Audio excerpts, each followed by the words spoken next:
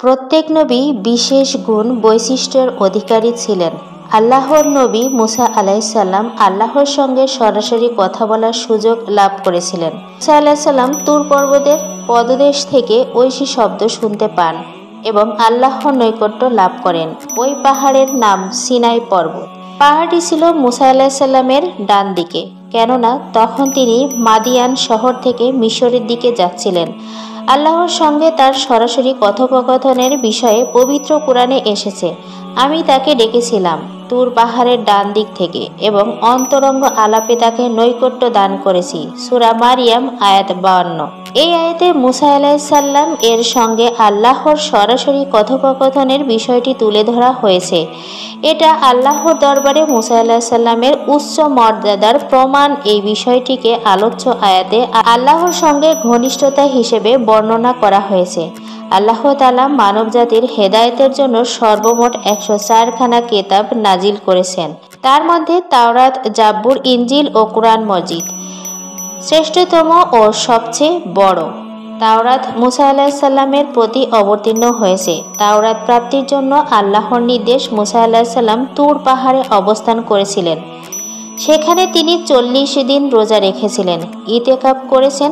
বর্ণিত আছে যে মুসা আলাইসাল্লাম মিশরে অবস্থানকালে বনি ইসরায়েলকে জানিয়েছেন যে আল্লাহ তাআলা তাদের শত্রুকে ধ্বংস করে দিবেন এবং তাদের কিতাব দান করবেন।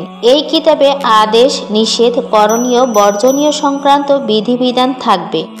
অতঃপর যখন ফেরাউন ধ্বংস হয়ে গেল, তখন মুসা আলাইসাল্লাম তার প্রতিপালকের কাছে আসমানি কিতাব প্রার্থনা করেছেন।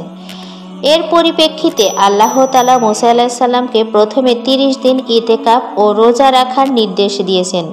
সেটি ছিল জিলকদ মাসে। রোজার কারণে মিষ্ট মুখে দুর্গন্ধ নিয়ে তিনি প্রভুর দরবারে যাওয়া অপছন্দ করেন, তাই তিনি মেসওয়াক করে নেন। তখন ফেরেশতারা বলল, আমরা আপনার মুখ থেকে মেসওয়াকে অম্বরে সুঘ্রাণ উপভোগ করেছিলাম, আর আপনি মেসওয়াক করে তা নষ্ট করে দিয়েছেন।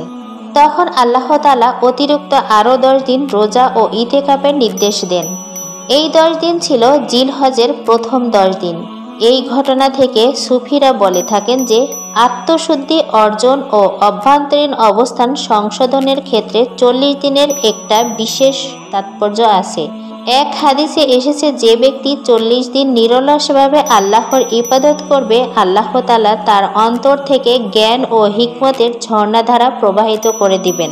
এছাড়া 40 দিন প্রথম তাকবীরের সঙ্গে জামাতে নামাজ আদায় করলে কপটতা ও জাহান্নাম থেকে মুক্তি দেওয়ার কথা হাদিসে এসেছে। মিশরের সিনাই উপদ্বীপের প্রত্যন্ত প্রান্তরে পৃথিবীর সর্ববৃহৎ 3টি ধর্মের একটি আধ্যাত্মিক এবং ঐতিহাসিক স্মৃতি সংবলিত এক টুকরো জায়গা আছে, যা আজও মানুষের কাছে সম্মানের শ্রদ্ধার। সেটি দক্ষিণ সিনাইয়ের পর্বত। এই পর্বতটি মুসার পর্বত নামে পরিচিত। চতুর্থ শতাব্দীতে কপটিক খ্রিস্টানরা এই পাহাড়ে একটি ছোট্ট গির্জা প্রতিষ্ঠা করেছিল। তারা সেই জায়গায় গির্জা নির্মাণ করার কারণ হলো তারা বিশ্বাস করত আল্লাহ রাব্বুল আলামিন মুসা আলাইসাল্লামের সঙ্গে এখানে কথা বলেছেন আগুনের ফুলকি হয়ে। পবিত্র কোরআনের বিভিন্ন স্থানে আল্লাহর সঙ্গে মুসা আলাইসাল্লামের কথোপকথনের বিষয়ে বর্ণনা করা হয়েছে।